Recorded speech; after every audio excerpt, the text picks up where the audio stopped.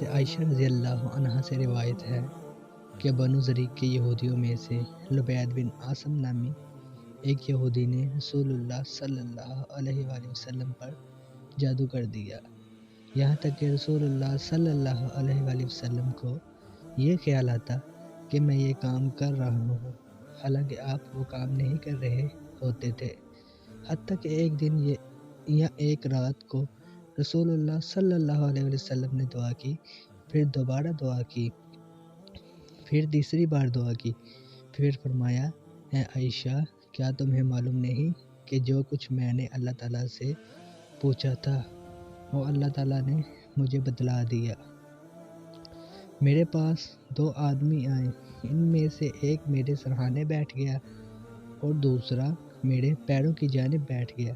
سو جو آدمی میرے سرہانے بیٹھا تھا، اس نے پیروں کی جانب والے سے کہا، یا پیروں کی جانب بیٹھنے والے نے سرہانے والے سے کہا، اس شخص کو کیا تکلیف ہے؟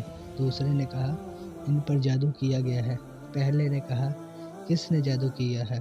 دوسرے نے کہا، لبید بن عاصم نے۔ پہلے نے کہا، کس چیز میں جادو کیا ہے؟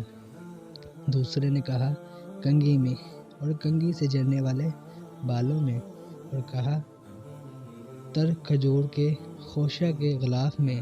پہلے نے کہا، یہ چیزیں کہاں ہیں؟ دوسرے نے کہا، ڈی اڑوان کے کنویں میں۔ حضرت عائشہ رضی اللہ عنہا نے کہا، پھر رسول اللہ صلی اللہ علیہ وآلہ وسلم اپنے چند اصحاب کے ساتھ اس کنویں پر گئے۔ پھر آپ صلی اللہ علیہ وآلہ وسلم نے فرمایا، اے عائشہ، اللہ کی قسم، اس کنویں کا پانی مہندی کے پانی کی طرح تھا، اور وہاں کھجور کے درخت شیاطین کے سر کی طرح تھے۔